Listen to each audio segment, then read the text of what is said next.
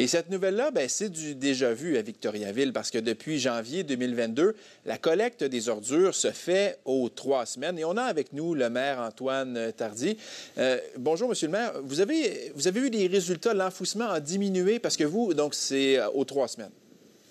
Exactement. Ça fait maintenant plus d'1 an et demi là, qu'on a passé la collecte des ordures aux 3 semaines. Donc, ce qu'on a vu, c'est une diminution de l'enfouissement puis une augmentation du compostage, ce qui était notre objectif. Donc, je dirais que ça se passe bien à Victoriaville. Et qu'est-ce qui explique que l'enfouissement a diminué? Bien, dans le fond, on invite les citoyens à mieux trier leur matière en amenant la collecte des ordures aux 3 semaines. Ce que ça vient faire, c'est qu'en attendant, si on ne met pas tout dans la poubelle, bien, on se doit de mieux composter et mieux récupérer.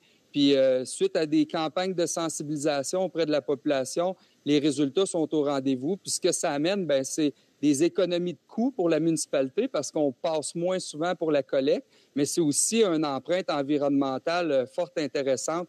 Puis c'est exactement ce qu'on souhaitait chez nous. Donc, les impacts financiers, on les calcule comment? C'était majeur, ce qu'on sauve en ce moment à Victoriaville? Oui, c'est considérable. On parle de 200 000 $ par année chez nous de réduire le nombre de fréquences de collecte. Donc, c'est pas rien. Puis, on a aussi une redevance là, à l'enfouissement. Donc, moins on enfouit, plus notre redevance est élevée. Donc, ici, ça a été bénéfique aussi à ce niveau-là. Et bon, il y avait des questions dans le reportage de Julie Grenon, particulièrement sur les odeurs. Est-ce que vous avez vu une différence? Est-ce qu'il y a eu des plaintes de citoyens là, parce qu'on récolte aux 3 semaines? Bien, c'est sûr qu'un changement comme celui-là prend quelques temps pour que les citoyens s'y habituent. On a fait plusieurs campagnes de sensibilisation, mais ultimement, si on trie bien les matières, il ne devrait pas y avoir de problématiques là, exceptionnelles en lien avec l'odeur ou même les verres blancs. Là, c'est ce qu'on entendait souvent. Puis à Victoriaville, on a aussi le lavage du bac une fois par année, puis le bac de compostage qui est ramassé à tous les semaines. Donc, une fois le tri bien effectué, on s'en sort, mais je n'irai pas dire quand même qu'il n'y a pas d'inconvénients. Il y en a, on en a eu des plaintes au début. Maintenant, les gens sont de plus en plus habitués, puis ça se passe bien, mais je peux comprendre des gens qui sont inquiets là, face au changement.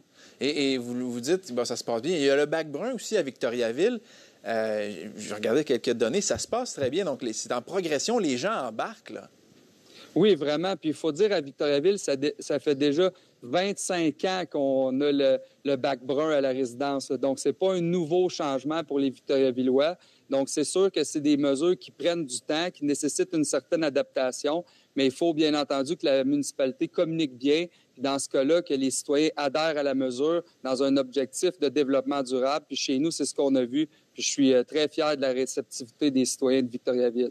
Antoine Tardy, merci beaucoup de votre temps. Ça fait plaisir.